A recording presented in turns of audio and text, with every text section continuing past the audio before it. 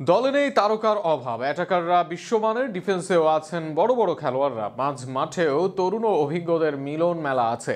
তবুও ব্রাজিল দল যেন নেই সেই আগের মতো, কেননা দলে যে একজন থিয়াগো সিলভার মতো নেতা নেই, যে নেতার নেতৃত্বে বদলে গেছে ফ্লুমিনেন্স দল। এমন একজন নেতাকেই তো চাই ব্রাজিল, যে দুঃসময়ে আসবে ব্রাজিল দলে সিলভার অভাব নিয়ে বিস্তারিত থাকছে প্রতিবেদনা।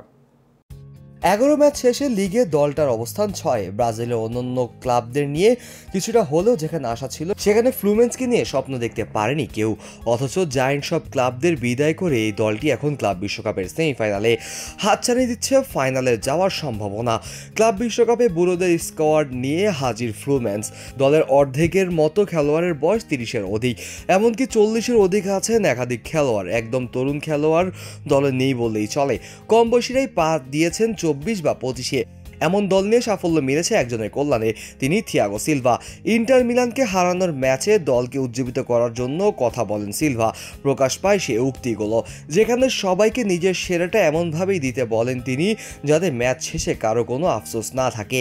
এর বাইরে কাউকে রাফ ট্যাকেল করে লাল কার্ড হজম করতেও নিষেধ করেন। সিলভা বিশ্বাস করতেন 11 জন খেললে যে কোনো কিছু করা সম্ভব প্রতিপক্ষের বিরুদ্ধে। সিলভার কথা শুনে সেই ম্যাচে সফলতা আসে ফ্লুমেন্সের। আগের ম্যাচে ম্যানচেস্টার সিটিকে হারানো আল হিলালকে এবার কোয়ার্টার ফাইনালে হারিয়ে দেয় ফ্লুমেন্স। প্রতিপক্ষ দল ইউরোপের বড় তারকা ডাগোটে ইনজাগানির মতো কোচ সদ্য ম্যানচেস্টার সিটির জালে 4 গোল দিয়ে তাদের হারানোর তাজা স্মৃতি। সাফল্যের রহস্য জানতে চাইলে সিলভার জবাব, শারীরিক ও মানসিকভাবে ফিট থাকলেই তাকে এনে দেয় সফলতা। দলের বলার মতো তারকা নেই ফ্লুমেন্স দলে, যারা আছেন তাও বয়সের ভারে নুয়ে পড়েছেন। সেই দলকে নিয়ে একের পর এক ম্যাচ জিতেও যাচ্ছেন সিলভা। গতি, স্কিল কোনোটা দিয়েই সিলভার দলকে হারানো যাচ্ছে না। ডিফেন্সে নিজ পারফরমেন্স করছেন, দলকেও নির্দেশনা দিচ্ছেন। ব্রাজিল দলেও যে নির্দেশনা ছিল দীর্ঘদিন। 2022 সালে বিশ্বকাপের পর ব্রাজিল দলে আর নেই থিয়াগো সিলভা। ব্রাজিলের খারাপ সময় শুরু হয় তখন। এর আগে বিশ্বকাপে ব্যর্থ হলেও ফুটবলের দাপট দেখে ব্রাজিল। এছাড়াও 2014 সালে কার্যতরা সিলভার খেলতে না পারাই ভোগায় ব্রাজিল দলকে।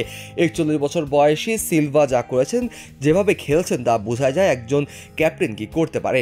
এই সিলভাকে প্রয়োজন ব্রাজিল দল। প্রশ্ন আসতে পারে, মেগলাস মার্কুইন্স সহ রিবেরার থাকতে সিলভা কিভাবে আসতে পারবে? অন্তত স্কোয়াডে সিলভা থাকলে দলকে ভালোভাবে নির্দেশনা দিতে পারেন।